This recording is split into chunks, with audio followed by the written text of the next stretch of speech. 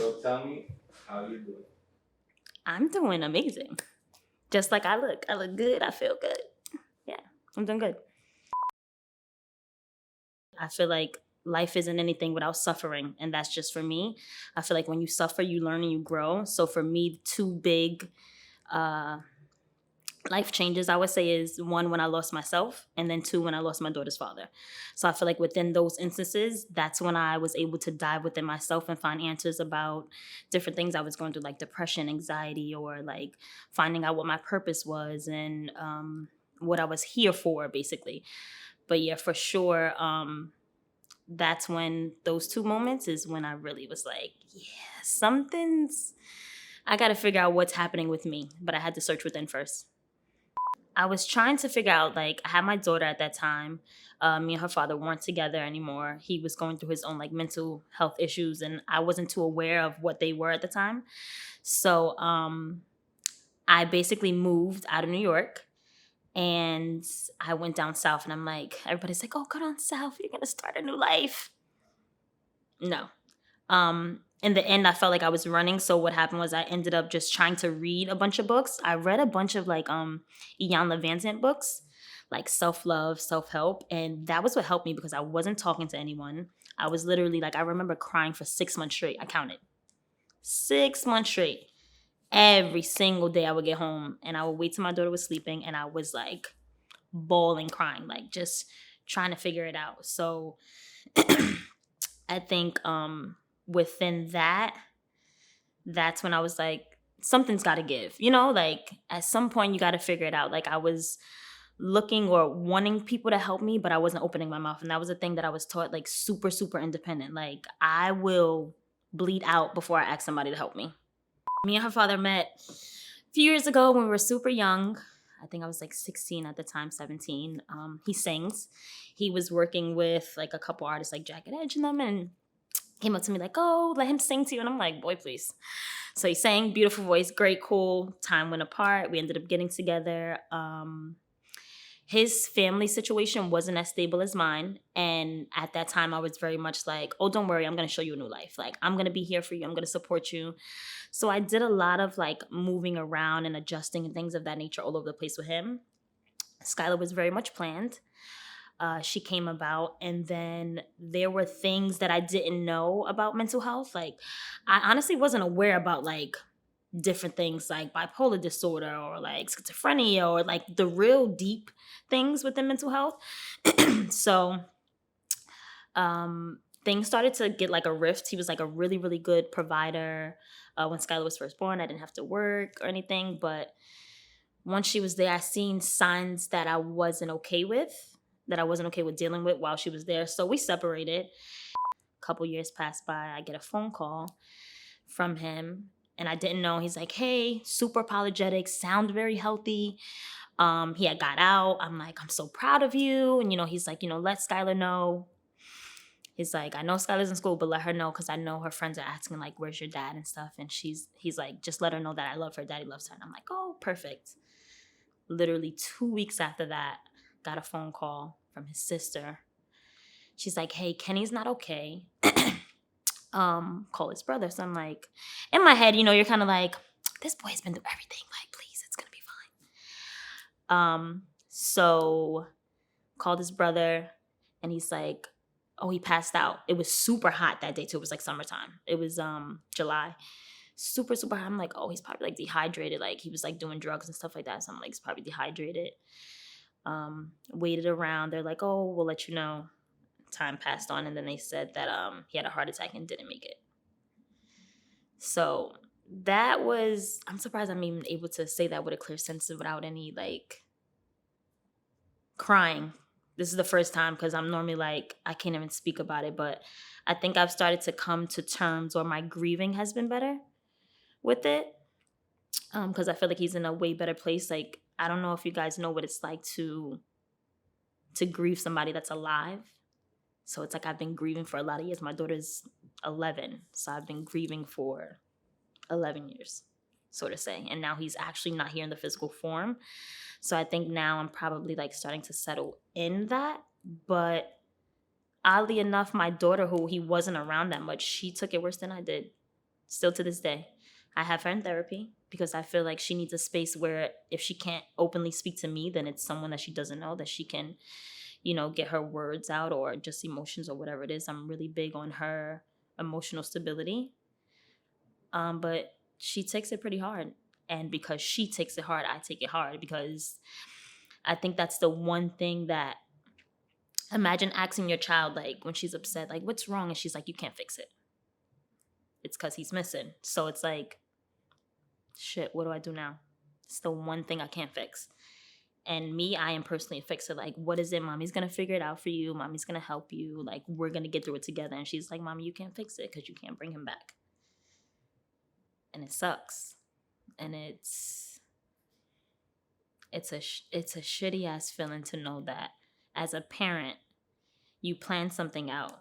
Like, she was planning everything. Like, you think of this vision of life and then it doesn't happen that way. And then for her, it's kind of like she's always going to be missing something that I can't fulfill. So it makes me feel incomplete because I know that in some way, shape, or form, she always will be. It just sucks because what I do now, my profession is mental health. That's what I do. Like, I fix it for you. Like, so I feel bad in a sense that if I knew back then what I knew now, sometimes I feel like I could have saved him. And that's just like the guilty part of me saying that because I know that what he was going through, he just had to go through, and we all have these life paths. And I truly believe that we all have these life paths that we live, and it's just is what it is. Like, his life was set and made for it to be what it was, and he handled it how he could, and that's it. Everything happens for a reason. Like, these different connections that we all come into, like, everything's for a reason. So I truly believe that it was a blessing that me and him were able to have Skylar. But at the same time, I'm just like, I wanted something different from her. Like, I wanted that father figure because he was a really good man. Skylar growing up, just her blossoming into this like individual person of her own. When I was growing up, it was very much like, go to school, do this, you need this, blah, blah, blah, blah, blah. And I'm like the opposite of that. Very much, what do you want to do? This is how you feel. What are you into? Okay, so this is your first dream. This is your second dream. This is your third dream. All right, we're going to figure it out. And whatever comes, how it goes, if this doesn't work out, we can switch it. And I'm just very fluid with her. And because I'm fluid, I think she's able to be herself. And that's just what I want, really. I just want my daughter to grow up knowing that she's loved and that I've created this safe space for her to feel her emotions and who she is. And if it changes from one thing to the next, that's fine. Because I didn't have that. It was very much like, you need this type of job to have this type of money, to provide this type of life, to do this, and you need it by this age, and you need this type of man. And my life didn't go that way. So there was a lot of conflict within that. But I don't want that for her. Out of all the jobs, motherhood, like, people can you can say whatever you want about me, but baby, when it comes to that little girl, top notch. Top notch. She is amazing. Like, the things she says, like how she interacts with other people, just even when I'm not there, because that's a big thing. Like, your kids act a certain way when mommy and daddy is there, whoever. But even when I'm not there, like, the things that people say, like the people that I do allow her around, because I'm super protective of like spaces she's in.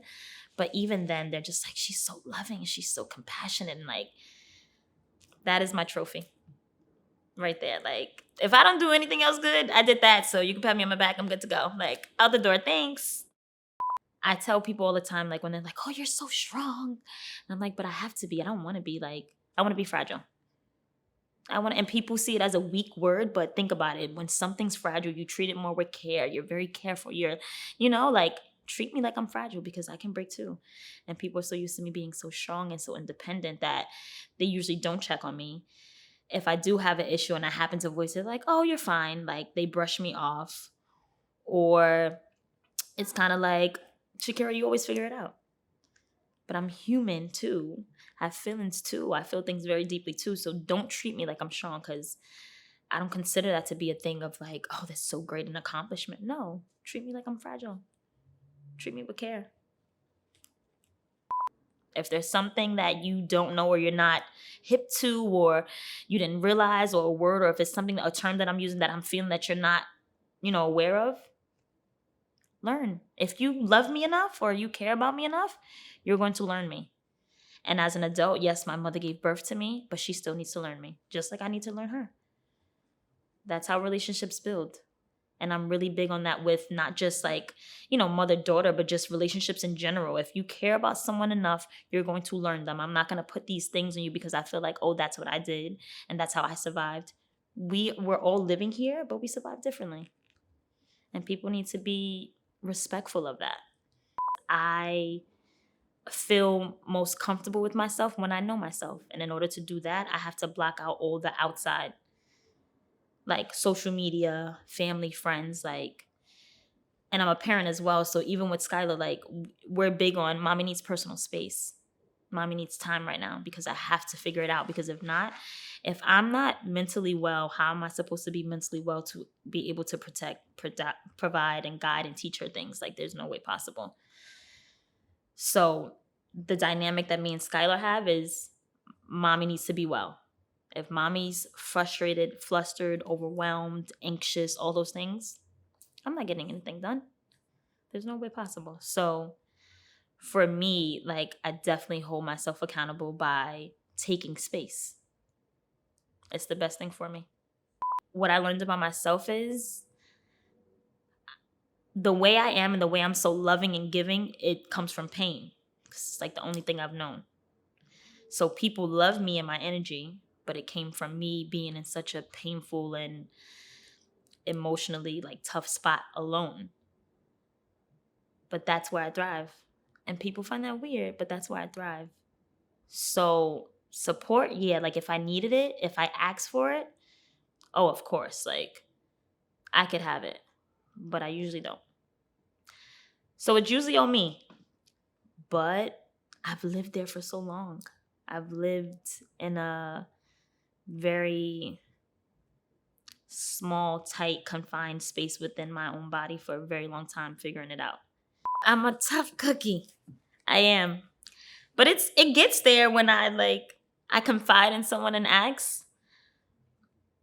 But if it's really like deep rooted, I figure it out by myself. It's just easier for me versus me being emotionally like drawing out these emotions and having to put it on someone else's plate and then maybe not getting the response I need or I don't deal well with it.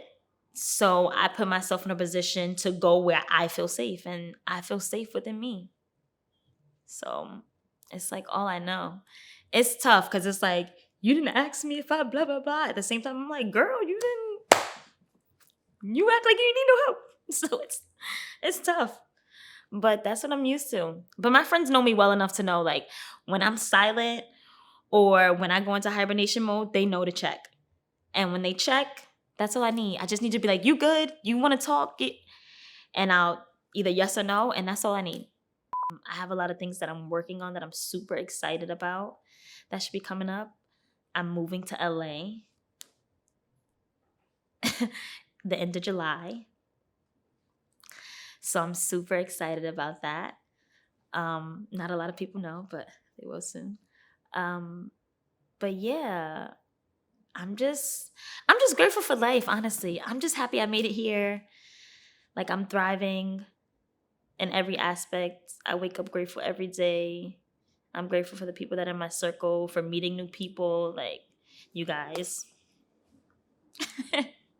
But yeah, life is amazing. Like, I'm grateful for all the little things. So that's what I have to look forward to. Like, just going to the beach or like getting 5 minutes to myself. Like, I take all the small things just so like, I romanticize my life, like everything about it. Like, and I think that's what makes me so happy all the time. Like, yeah, I definitely have bad days, but my bad days are very minor compared to my good days. And it doesn't have to be anything extravagant. Like, oh, I hit the lotto, I got a car. Like, absolutely not. Like, I woke up today and I found the best 2 pair of socks. I'm not wearing mismatched socks today. Oh, okay, I'm about to get some steak tonight. Like, I'm very like, people call it basic, but I feel like it's greatness. Like, I'm very simple.